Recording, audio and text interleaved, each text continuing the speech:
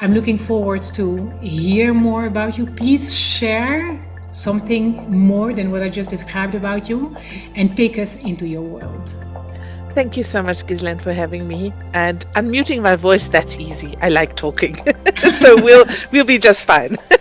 Perfect. So I love that you start with unmuting your voice. Can you share something? If I don't say it, I will become ill. And I was always good at, taking a point, even though if nobody else took it. I had to be the trainer, and I thought just fresh out of university. I mean, I can't just go stand in front of people, but it was the best experience ever. Hello and welcome. In this podcast, I have conversations with women who are building their businesses in their own way. We speak about the paths they've walked, the moments of meeting the edges, and the shifts that followed and allowed them to integrate feminine energetics into their work. These are honest conversations about building, leading, and creating from the inside out, meant to inspire women to unmute their voices and build in ways that are uniquely their own. Today I speak with Barbara. Barbara has spent 30 years working closely with CEOs, CFOs, and executive teams on growth, transformation, and strategic realignment. She built her financial foundation at KPMG Consulting, later became partner at Contrast Management Consulting, and today leads Joshua Consulting GmbH, while also serving as CFO of Up and Change. Across these roles, she brings financial rigor and a clear belief that sustainable success requires a strong people-centered leadership culture. Welcome, Barbara. It's a pleasure to have you here. That you start with unmuting your voice. Can you share something that you really felt? I mean, we're jumping right in.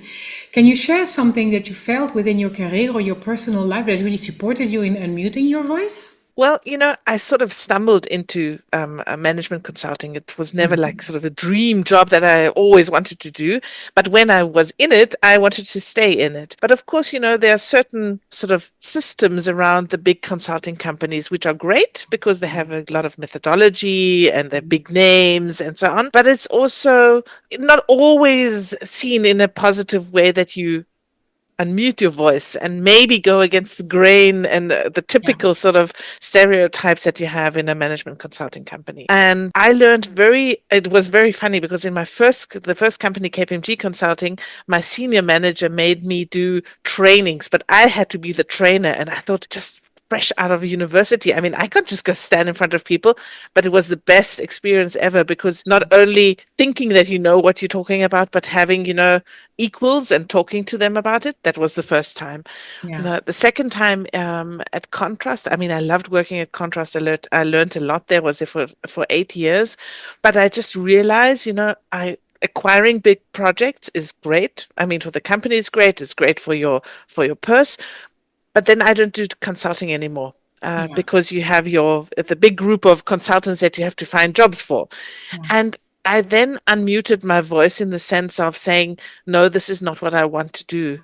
I love working directly with the people and bringing my experience to the table and inspiring the people. So those were maybe sort of two situations during my life where that happened. I love that. Yeah. Thank you so much for sharing this. So back into the chronological order of things. You worked for big consulting companies that have offices worldwide, and you've built your careers over several years within those businesses. How was that experience for you? How was it for you to work in those big consulting companies?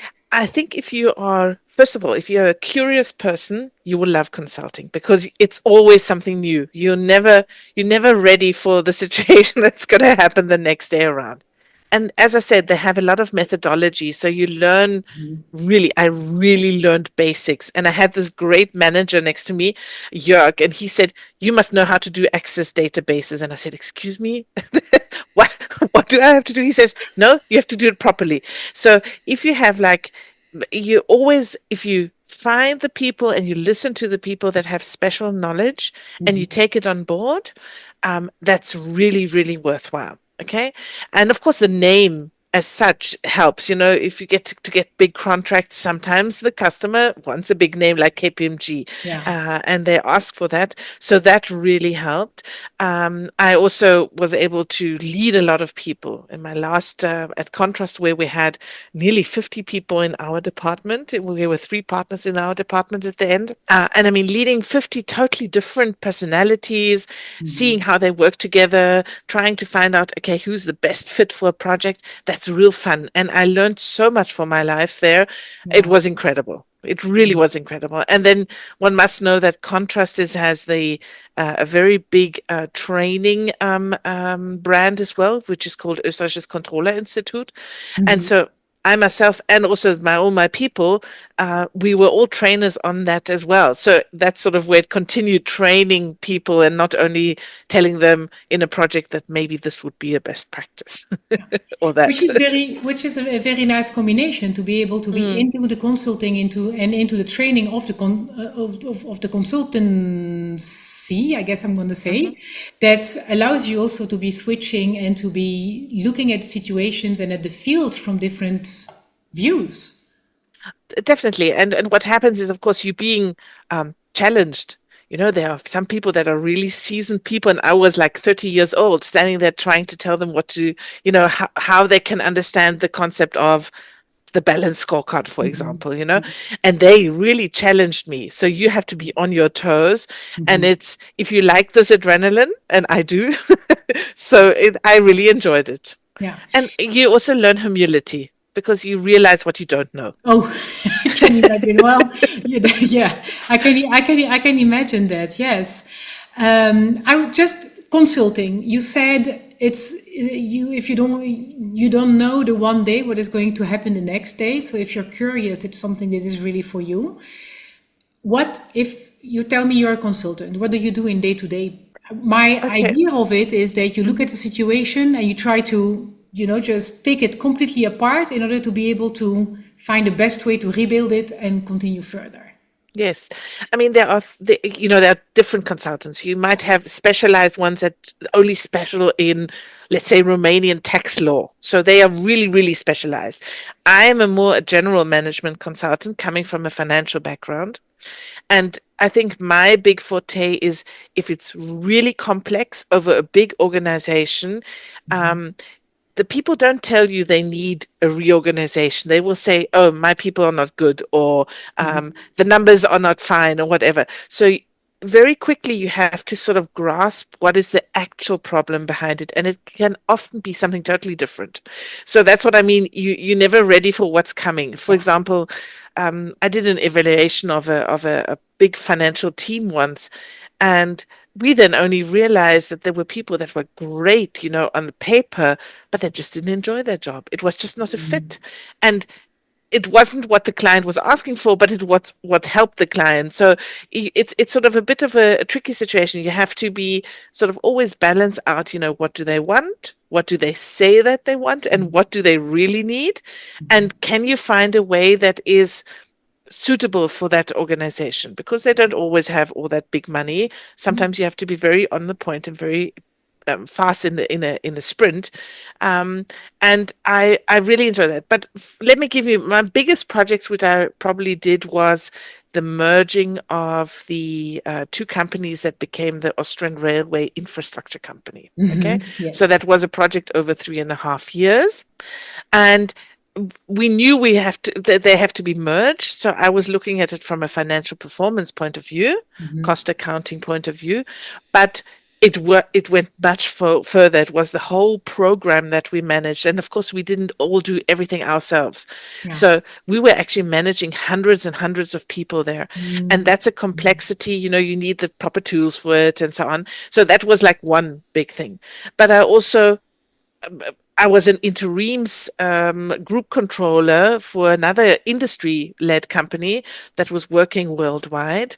And there I did hands-on stuff like the reports in Excel Mhm. or Power BI, because that's what they needed, or restructuring their budget. So it can be, if you do that for 30 years, it becomes very, very broad, the area that you can actually be working Mhm. in. Mhm. Yeah.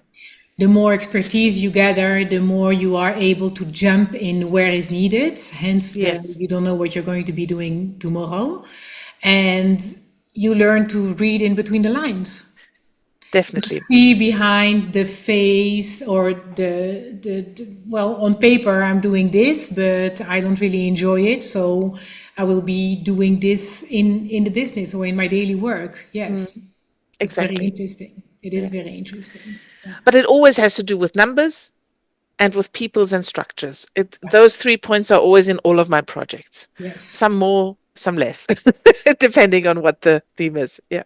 And is that because you have a passion for numbers? Just curious. Oh, yes, I love Okay. numbers. I find them very sexy. Okay. For me, it's just another dimension. And the people always say, "Oh no, I hate numbers. It's so terrible." Yeah. But everybody can do that. If you've got a Well, budget for your holiday, yeah. you know that if you don't get that raise, you won't be going to the expensive ski resort. You will maybe be going to the camping spot. And I believe as well it's a very it's a learning curve, because I've said my whole life about myself, I'm not good with numbers. I never really engaged properly in school with 1 plus 1 is 2, 2 plus 2 is 4. You know, Mm, that's not. And I've been saying since then, I didn't find it really interesting. I've been saying, ah la la, I don't care. And we are now in a situation where numbers are changing for us, and we mhm, are investing and looking at investment and diving a little bit in, what does gold do? What does copper do? What does silver do? Just because it's the situation of the world at the moment. And I make it a point to be more aware of what is happening. And mm, I notice that I'm understanding numbers better, I'm understanding investment better, just because I'm practicing and I'm having those conversations. And I can't take your job over. That's not what I'm. there's enough to do. Well, no, well, it's just really, it's like you said, it's just a way of doing that is just different than what we maybe are more lean to doing. And for you, it's very natural. For me, it's a learning curve, but it's just, yeah, it is very interesting, I might say. And So, honestly, I always call it's just a different dimension. It's mhm, like when you put music into categories. That's the same thing you do with numbers. They're supposed to help you. So if exactly. you, I mean, there are some companies that get like swamped with hundreds and thousands of figures. That's not management by using numbers. You actually only need a very few to know and to find out in a company, wow, there might be a problem in this area, or, Mm, ooh, maybe this is a blind spot. We have to look at it. And it's no, not that complicated. no. And I've spoken to so many. I did a project where we did that for all the departments, and there was like a communication department. They said, well, what do we do with KPIs? I mean, what is a key performance indicator? Oh, they were totally happy after we went it through, because you just have to translate it. It's Exactly. like if you don't not good at IT, you get a translator that translates it for you. And Oh, that's that's fine. beautiful. I love that. Yeah. You just get it translated, that it will take you through it. And then once you can hook it to your own world, then it makes Mm, much more sense. I love that. exactly. Yeah, I love Exactly. that. Yeah. So I hear you've been very happy in the corporate world. You've built a lot of experience, and you are now in your own company. You built your own business, your own company. What made you want to switch from being an employee to having your own company? Oh, it definitely wasn't the money at first, because I really earned, in these big consulting companies, if you're good, you do earn a lot of money. And of course, that's something that sometimes keeps people there, although they're not that happy. I mean, Hmm. I enjoyed working there, but I wanted to have kids. My father always said, "Ah, it's such a shame that you'll never have children." And I said, "Why?" Because he thought, I'm sort of in the corporate world and I won't have the time for it. And I thought, no, that must be possible. And the second reason was I wanted to explore different routes for certain strategic things. I always thought it's not only the numbers, it's always also the people. So that's where sort of this slogan that I'm using, inspiring business results, come from, because it comes from the heart. I don't think that you have to be a nasty boss to be a good boss. Okay. Oh, You yeah. can be very And that doesn't mean that you're not excellent in what you're doing, and it doesn't mean that you have strict goals, but you can do it in a nice way as well. And Mhm. I always, this kind of how to lead people and how to promote people, um, I wanted to do that in my own company with my own values. Yeah. And I did that. So that was the main reason actually why I changed. I love that. I usually speak about a an edge that brought someone to change their Hmm. career. Hmm. And many of the women that I speak to, they have it's a negative edge. So it's a moment where they really met themselves in burnout situations, depression situation, or big changes due to divorces or the death of a loved one. For you, I hear you saying that the edge was something positive in the sense that you wanted to have a family, to build a family, and you wanted to create that space for yourself to be able to have the time to be with them. Definitely. And I mean, the one thing that really, I mean, my husband was incremental for this because he stayed at home with, we have two children, two boys, and he stayed with them each for 1.5 years. And that's not typical, especially my husband comes from South Africa, where I was also born.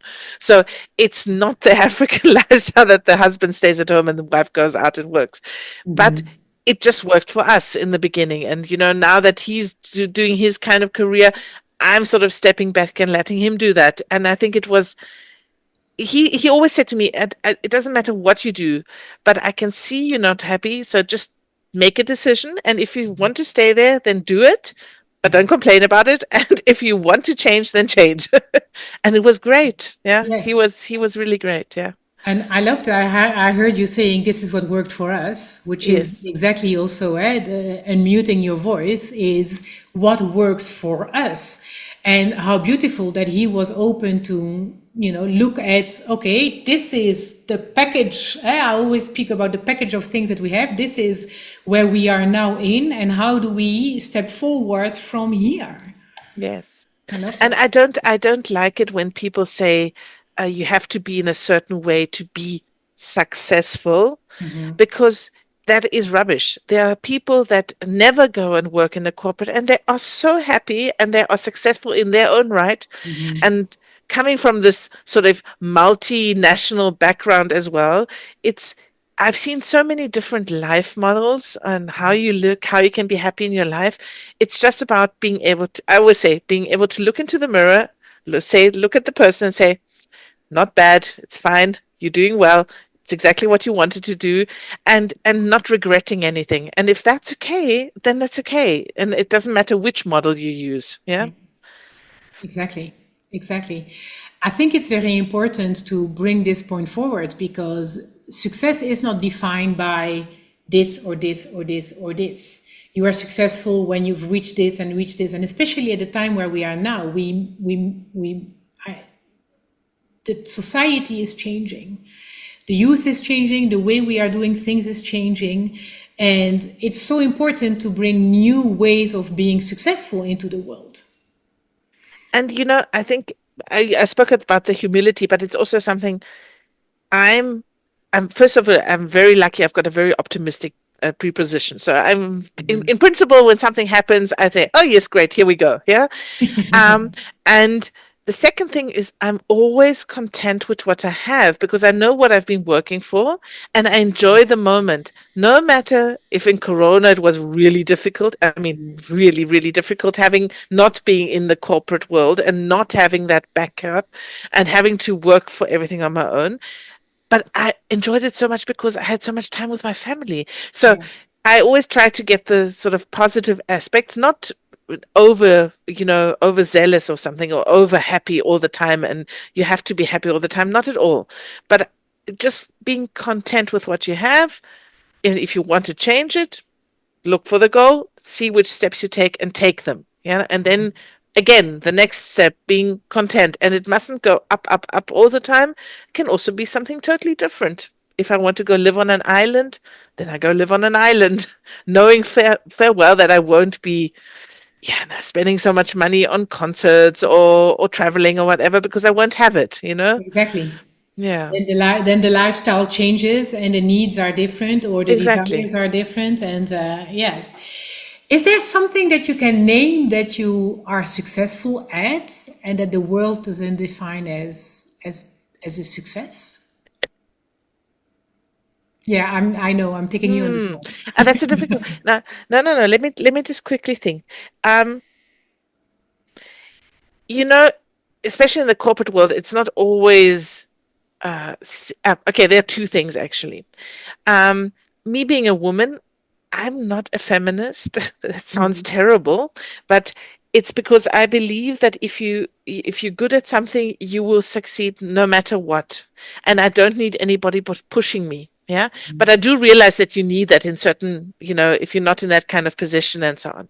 But for me, that was something I would get up in a room where they're just men, infrastructure like the railway company or the building of the airports or whatever. It's like really male dominated.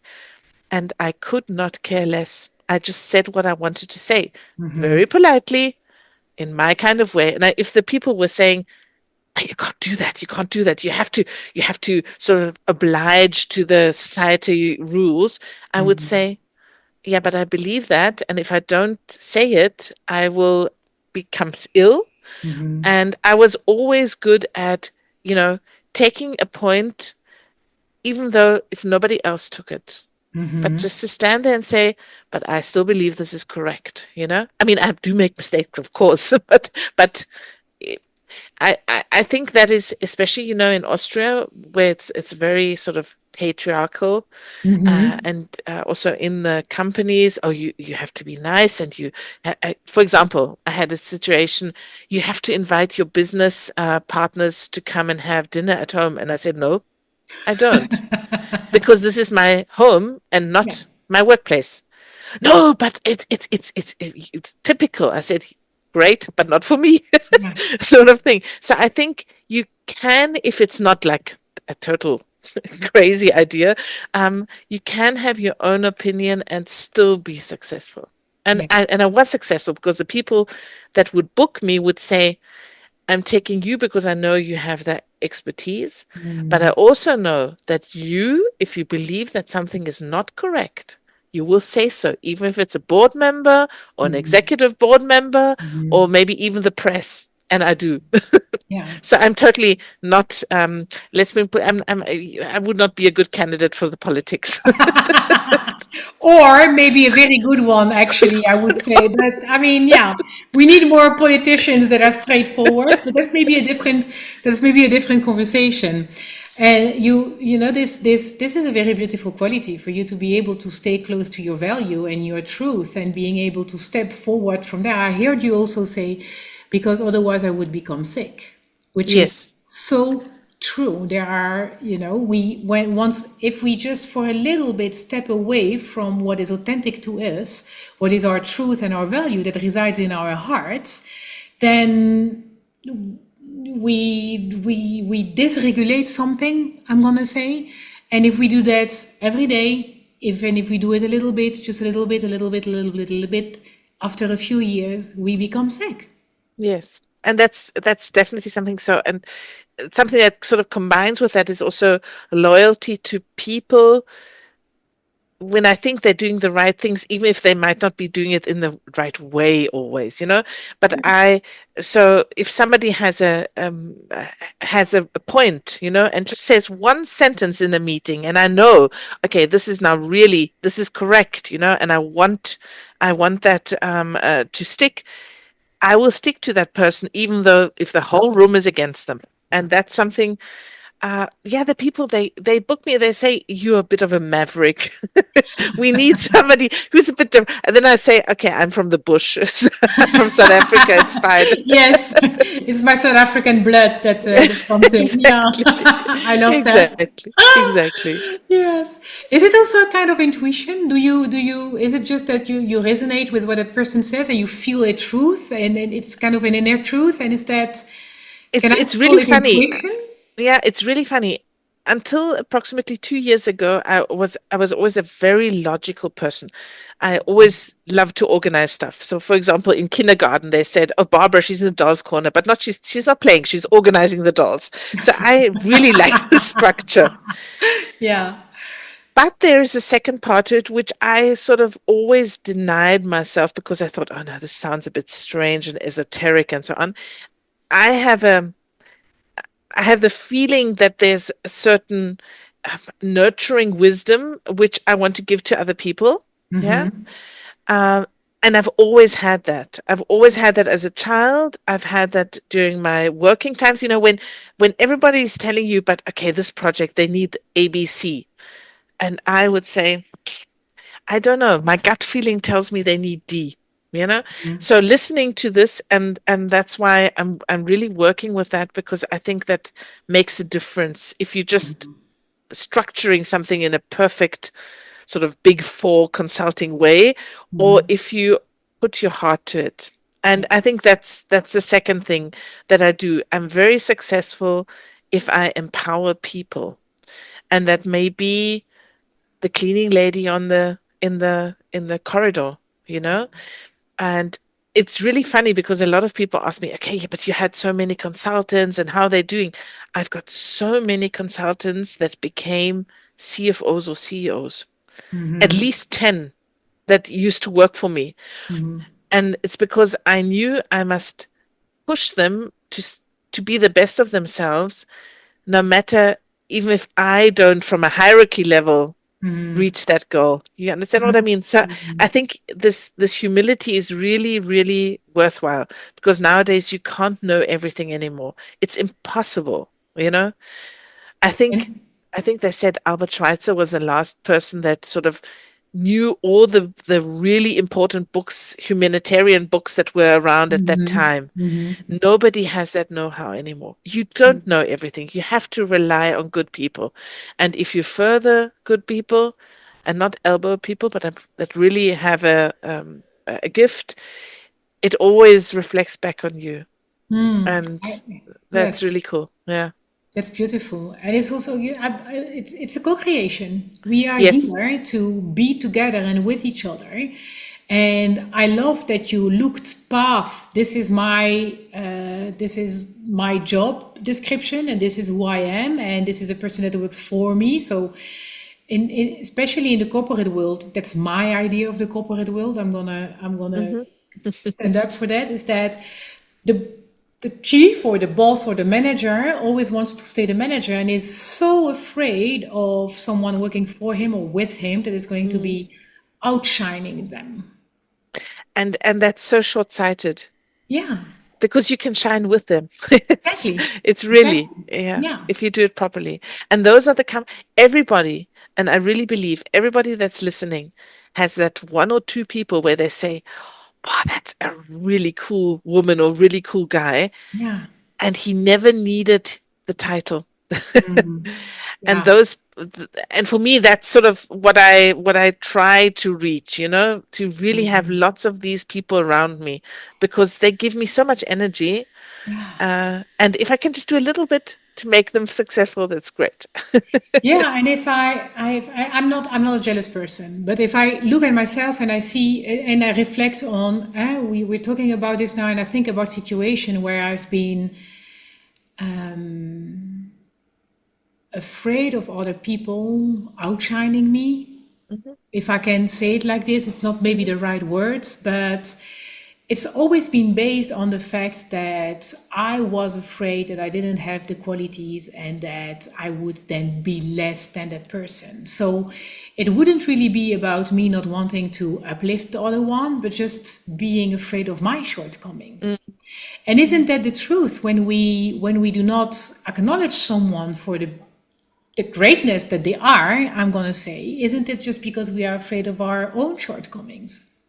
Oh, definitely. And I mean, I'm have a second function that I'm working as a CFO from Up and Change with Dr. Gabriele Lang, and Yeah. we constantly talking about that. We say, okay, if you're not happy with your situation, you can only change yourself. Being jealous doesn't help at all. Then, if you really think you don't have the qualities, then work on those qualities, and then you can change Exactly. yourself and you can uplift yourself anyway. Yeah. That's the first thing. And the second thing is this, how do I put it? To have the skills of really being and really seeing, even in your worst, I mean, everybody has somebody they really don't like, but Mm-hmm. even in that person, to see the goodness that they have, because they all have qualities. Everybody of Exactly. those people has Yeah. qualities, and to acknowledge, okay, well, I don't like ABC, but they're brilliant at whatever, and they have their quality as well, and that's good. You Yes. need you need that. Exactly. Yeah. I have several things in my mind all at the same time, but you mentioned up and change. Yes. Do you want to, would you please share a little bit more about it? Because is that also consulting Yes, you can put thing? them to consulting, but we have a vision that we want to enable at least the next 1,000 managers. I say managers or people that lead other people to collaborate more effectively, because especially women, they love harmony, and everything has to be in the consensus, and we have to compromise and blah blah blah. But sometimes you are squashed in a hierarchy where that is not possible, Mm-hmm. or somebody doesn't want you to be successful in whatever you're doing, your project or a goal that you're trying to reach. And you must be able to fight for things that are really important for you. And Mm-hmm. we have a e-platform where we train people to, really hone these skills of effective collaboration. And I'm so convinced that especially Europe needs this, because Europe is not now the most cost effective, or is not the biggest area. So we need something where we are special, and it cannot only be data protection. And I Mm-hmm. think that's something where we're really good, because Europe still has the highest innovation quota. We're Yeah. just not fast enough in Mm-hmm. implementing it, Mm-hmm. Mm-hmm. and we somehow can't safeguard it for Europe. And you have to be so creative and innovative. You have to be able to work with people that are different than you, Mm-hmm. and that's now diversity on a completely different level. It's not only religion and culture and so on, but it's also diversity from your stress type. Mm-hmm. It's always the loud ones that get hurt. It's always the ones that are screaming on the TV. But I like the people that sit in a meeting and say one sentence and you think, oh God, I didn't think of that. That is so important. Yeah. Those are the really important ones. So yeah, I have to have a good mixture. So that's what we're doing with Up and Change, and that's sort of our big goal, is to set off that company specifically in this area. Beautiful vision. Mm. Is it a German platform or is No, it in it's English? German and English. German and So English. at the Okay. moment, you Beautiful. can buy these tools in the German-speaking countries, in the UK, and probably Netherlands, because it's part of Europe, and Yeah. also the US and South Africa. Um, and all the tools except for two at the moment are in German and English. Yeah. So yeah. I think everybody should take a look and see what is there for them to grow and to change. Yeah. And it's, So challenging. It's not always the easy way. It's not something you just sort of like a pill. You just take the pill and then you have that skill. You have to work on it. But it's little steps, and every single step helps. well, actually, that's something that I firmly believe. In the past few years, I come very much from, so we are completely, our backgrounds completely different. I'm completely into spirituality, and some people might say la la land and whatever. But I also, I'm a firm believer that the only way we are going to change is by practicing, practicing, practicing, practicing. Practice makes us the persons that we are, and there needs and there needs to be a perfect combination between our connection to the divine. So what's for me would be, some people would call my la la land connection. So the connection to the divine, but also the being here on earth and having, a personality and habits and things that I do and that I want to change. And if I want to change them, I need to practice, practice, practice. I can't just take a course or meditate that I'm not angry anymore at whatever.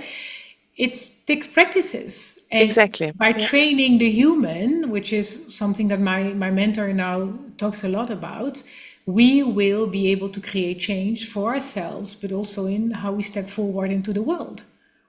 And listen, I mean, now with everybody being totally AI crazy, I mean, I love AI, but I don't believe that that's everything.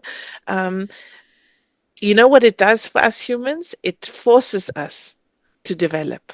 Until now, it was easy because, no, you knew you didn't have to do that. But now with AI, there are certain areas where you definitely have to evolve. And I think it will give us the push to get to the next level, of our society. Yeah, Yeah.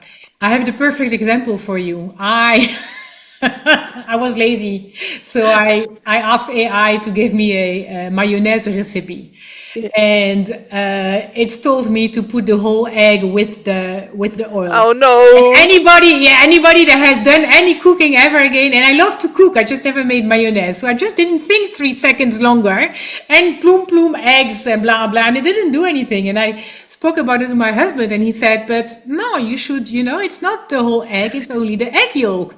Like, yeah, but AI told me blah blah, and then I went, "Oh yes, but of course, AI never ate anything, so obviously they don't know." So that's a And perfect especially what they don't example. have, because I had a grandmother, she was brilliant at cooking, and I learned how to make mayonnaise with my grandmother for Christmas. She had this Christmas salad with mayonnaise. Okay. Yeah. And so I was always so proud that I can do it. And but it's exactly that. You must mess it up once, twice, three, four, five times until you get it right for the sixth time. Yeah. But then you know how to do it. Yeah. And it's funny because I've been speaking to there's a professor Janssen. He's working at the Free University of Berlin, and he's constantly also already 5, 10 years ago he would talk about AI and ChatGPT, the predecessors and so on, and everybody said no, you can't let the students use it, and he said, yeah, well, we are stupid. We must teach the students to use it correctly. Yeah. And in my profession as a consultant, the most important thing is to write minutes from a meeting and already prepare the next step in the project that way. And I sometimes use ChatGPT just to think, is there something I might have missed? But I can of course qualify what ChatGPT is telling me. Yeah. But I'm looking forward to, because I'm meeting him now in April, and I want to find out what he says, how we must change our training at university and schools so that the people don't have to make the same mistakes, but that they can qualify what ChatGPT is telling them. Because if you've never done it, like making mayonnaise, you will never know that it's only the yolk you put in there. Well, yes. I'm never messing up the mayonnaise ever again. So No, but exactly. that's a That's cool true. story. Yeah. Don't tell anyone. You're just doing a podcast, darling. Yeah. It will be out So there forever and ever. So, Barbara, I would love to. I heard a little bit already of how you bring in feminine energetics, Hmm. and we spoke about the fact that you worked in a male-dominated world for many a long time in your career, and also with your own business. And I heard a little bit already about how you bring in feminine energetics. Can you share a little bit more about how you manage within that very, hierarchical, male-dominated world, keep on to bring in your intuition forward and your, everything that Mm. makes those feminine energetics special? Mm. It's actually really strange because we always think that a male-dominated thing is so different. You must just be able Mm-hmm. to read their code, okay? And Same like financials. exactly, and exactly, it's a code, and especially if I would be in meetings like that. I mean, I was lucky because I think I was one of the first women that would be on that level, in the board level, and speak to them. But they always underestimated me. And I said, if women coming into professional life now are going to have it more difficult than I had it, because I was a sort of an exotic animal in that meeting surrounding, and they would think that I have no idea what they're talking about, and I would just listen and smile, and then and Yeah. then if they were being too cheeky, because of course you had sexual harassment. It wasn't blatant sexual harassment, but sort of innuendos. I would look at them and say, "Excuse me, must we talk about other sizes as well now?" Then they would just say, "Go, oh no, no, no, no, we didn't mean it," you know. So you can make fun, but I was in the position I could do that. I can Yeah. understand that you can't always do that. Okay, Mhm. so the first thing is use it to your advantage. Never, I never, you see in consulting when the young female consultants come, they start wearing blue suits, no Mhm. makeup, no jewelry, whatever. And I said, do you like wearing makeup? And it's not about, like crazy. I said, yes. I said, then wear it. It's Mhm. fine. And if you like wearing a skirt, I mean, maybe not too short, but I mean, then wear a skirt, because there are men, there was a phase when they started wearing like these bright specs uh, or colored socks or whatever. I said, it doesn't define if you're good or bad. Okay. And of course, in these systems, you have people making stupid remarks, and women always back down. If they would say, "Oh, Ghislaine, don't you want to become a team lead?" Ghislaine would say, "No, but I don't have that education yet, and I don't have that kind of experience." Men are totally different. They would say, "Yes, of course." And Mhm. half of the skills that they need, they don't even have. Mhm. And you don't have to be a man, the better man, but, just sort of try and read the room and see how it works, if you want to get into that situation. So that was the first thing. The second thing was, I would it's like if you have a pack of wolves and you take one wolf to the side and you speak to the wolf extra, that's how sort of, and I would do that. So if I would see that the one person has a great idea, but the alpha males were like constantly just pushing him down, I would take him to the side and would say, "I saw you have this idea. Why do you have this idea? Mhm. Should I support you? I think Mhm. that's a great idea." And you can sort of give the people the room. And as a moderator in consulting sort of workshops, you have a fantastic thing. You take everybody on board.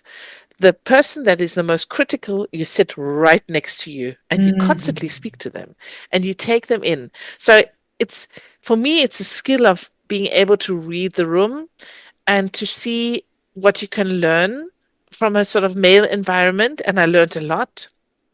And um, to put my intuition into it, I could make jokes. I could say, Mhm. "Oh, are we going to play who has the nicest Ferrari now? Who has the Mhm. biggest shovel?"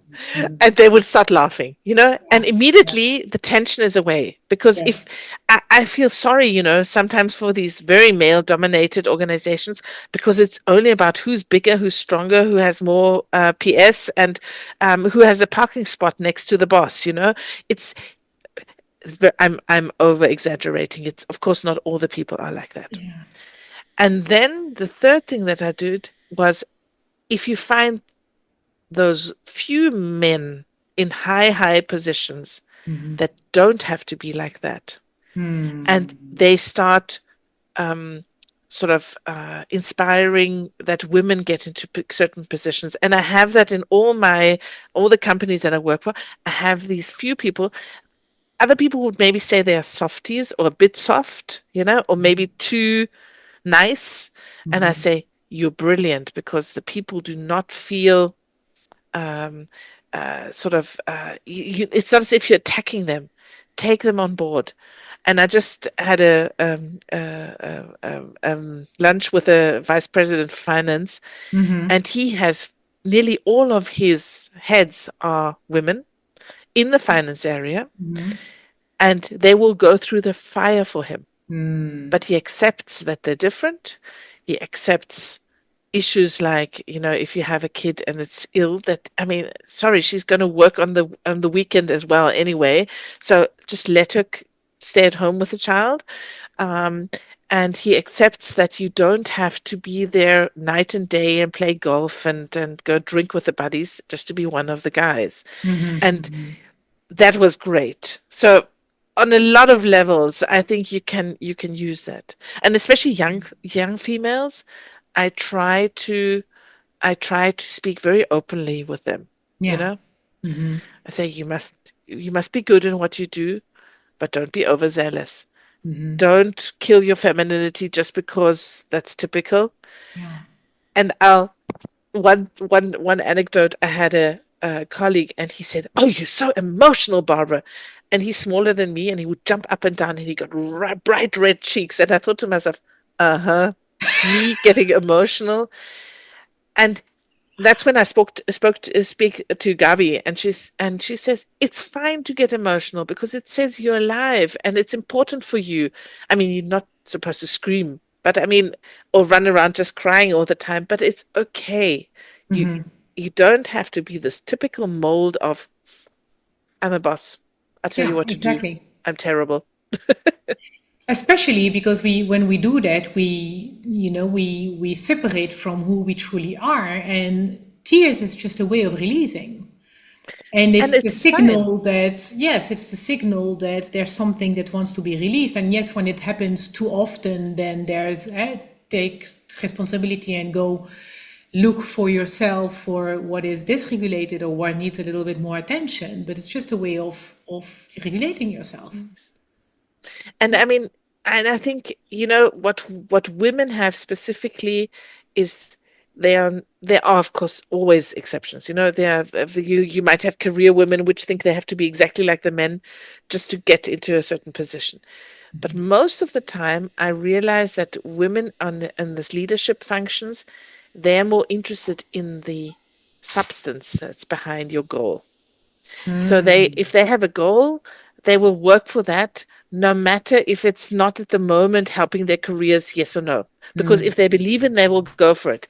And this is a very, very highly sought after feminine quality.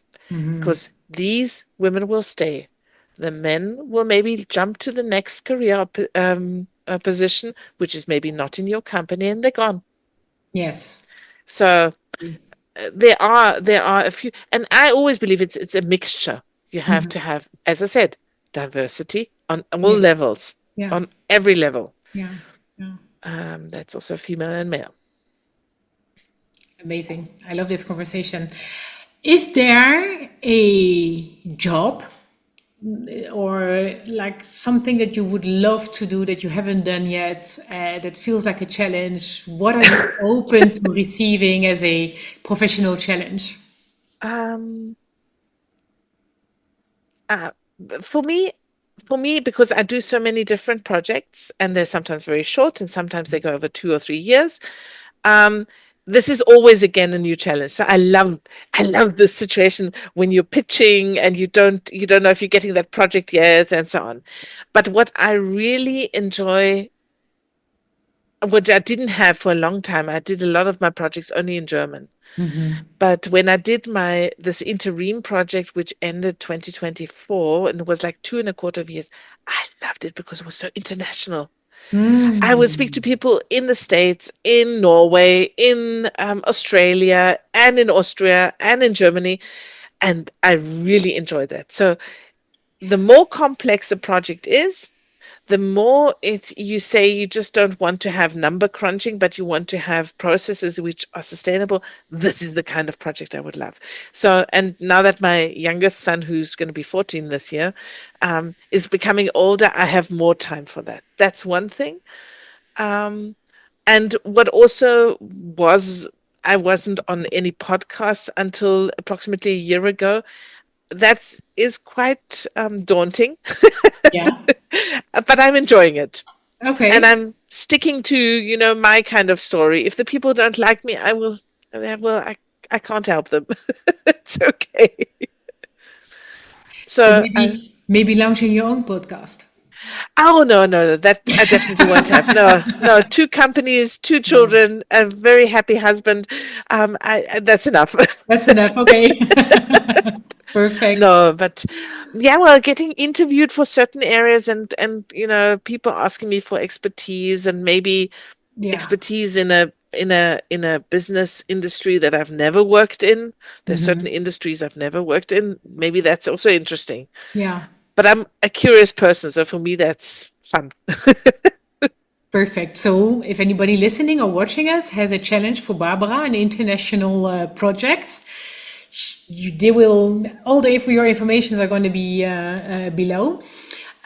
Is there anything that I forgot to ask or that came up and that you still want to share before we say Yeah, let me goodbye? think. No, and if what I also like doing, and I didn't that was never actually a business sort of prospect for me, is I do business sparring on the C level, and I call it business sparring, Sea not level? coaching. Business sparring on the C level, so for CEOs and CFOs. Oh yes, sea level, like the Because letter yeah, C. Mhm. because it was so funny. A client of mine, he said to me, it's really lonely here on top because every Mhm. person that walks through that door, including you, Mhm. either wants something from me or wants me not to do something. And Yeah, and I understood him, and he said, and I need to sometimes. So I clients started asking me, can we sort of just meet up virtually every 5 to 6 weeks or so? I just want to sort of run certain concepts past you and what you would say to that. And I've been doing that, and that's so much fun. So if somebody needs that, I would love to do that. And sometimes we talk about you know, how to manage colleagues which maybe are not playing fairly.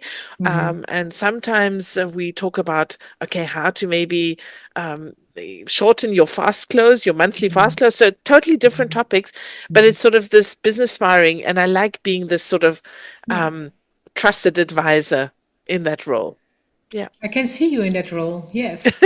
So Holding space and just offering a mirror and just listening to someone because it's the same for entrepreneurs. Maybe you've experienced it as well. It's quite lonely when it we is. are just doing our thing. So yeah, Exactly. I can So that imagine. I really enjoy doing as well.